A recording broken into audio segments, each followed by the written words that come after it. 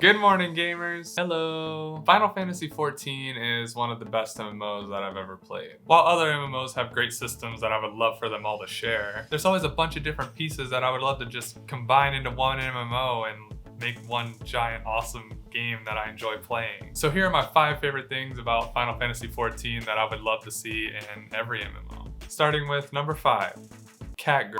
Number 5, graphics. While this is one of the more obvious attractions to the game, it would be a bit ridiculous for me to pass on acknowledging it. Final Fantasy XIV has the best graphics of an MMO that I've enjoyed playing, and I really appreciate the art style. Even though the game's been out since 2010, the graphics have held their value through the years. The world design, more specifically the day and night cycles, really catch my eye, and I love the sun rays that come through when the sun's like just coming up over the mountains. The character design, while I have a few issues with the customization options, are amazing. And I think my favorite thing about the graphics in Final Fantasy XIV are the spell effects. While I do mute mine and rave because they get a bit obnoxious, the spell effects in Final Fantasy XIV are very well played out and very well done. Number 4, Limit Break. So I've never played other Final Fantasy games except for like Final Fantasy VII when I was super young, and I don't even really remember playing it at all. And it's to my knowledge that limit breaks existed in other Final Fantasy games. So while I didn't know what they entailed when I first started playing, I had to learn how they were used and what they did in Final Fantasy XIV. So for anyone who doesn't know, a limit break is just a bar that you and your team fill by doing damage or healing damage that the boss has done to your raid team. It has 3 power levels or 3 bars, and each bar that you fill accesses a new limit break from LB1 to LB2 to LB3.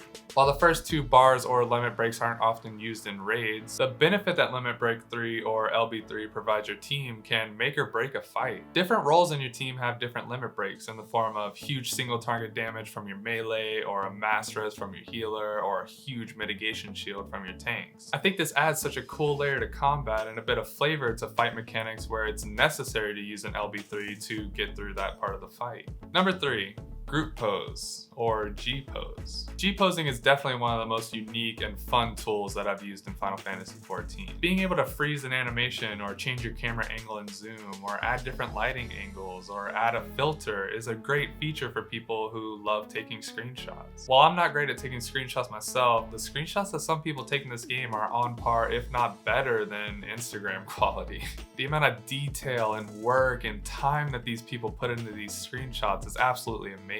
And in some way, it's a part of their end game in Final Fantasy. They have people that purchase whole houses or apartments in the game just to turn it into a photo studio.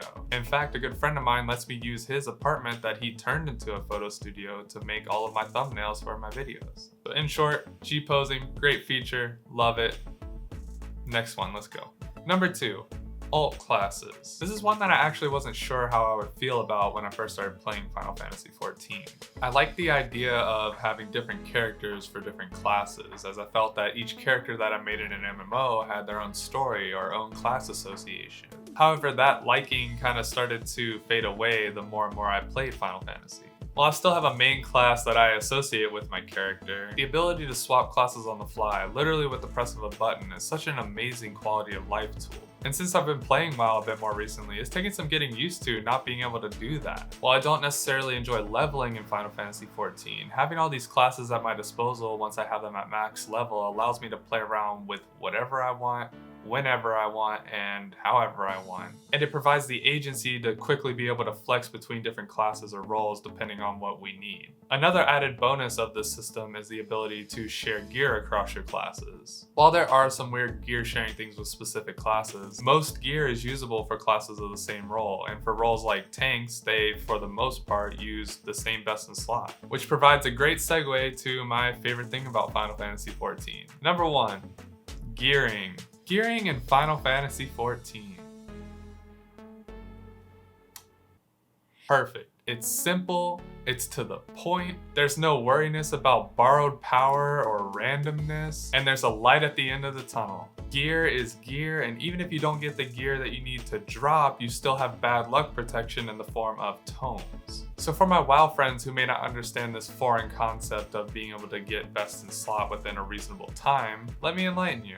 Each raid tier has 4 bosses, and they're broken into 4 separate raids. So 1 boss per raid. Each raid drops loot in the form of coffers or chests that are specific to an item slot.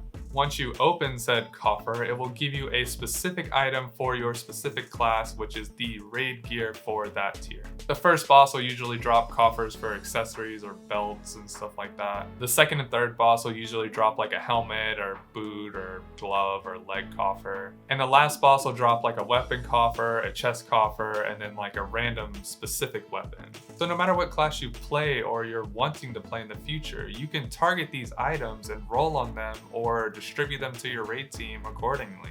But let's say you get super unlucky and none of the coffers that you need drop, because there can be duplicates. Well, that's no problem, because when you kill a boss for that raid tier, you will receive a book. And that book can be used to buy the items off of that boss from a vendor. Now, I have no idea how all of these Final Fantasy XIV players find these vendors. Sorry, that's a WoW inside joke. But that is how gearing should be done, and that is my favorite thing about Final Fantasy XIV. Gear is gear. There is a light at the end of the tunnel. You will obtain your bis and be able to push for the parses that you enjoy and love shooting so much for. So what are some of your favorite systems and things in Final Fantasy XIV? I'd say one of the biggest runner-ups for me would have to be the community in Final Fantasy. Everyone for the most part is super open and friendly, and while there are some bad apples, it's kind of expected on the internet. There are tons of people who are willing to help you learn and progress as a player or as a friend in the game. Some other ones would be like player housing or the ultimate system of like going back and doing scaled rating and stuff. And I would honestly love to see WoW implement some of these changes or systems into their game. As always, I appreciate you taking time out of your day to spend it with JoJo and me. I hope you've had a great day, and if you ever need anyone to talk to, you're more than welcome to reach out to me on Twitter or Discord. So we hope to see you back next week, and we hope you have a great day. Goodbye!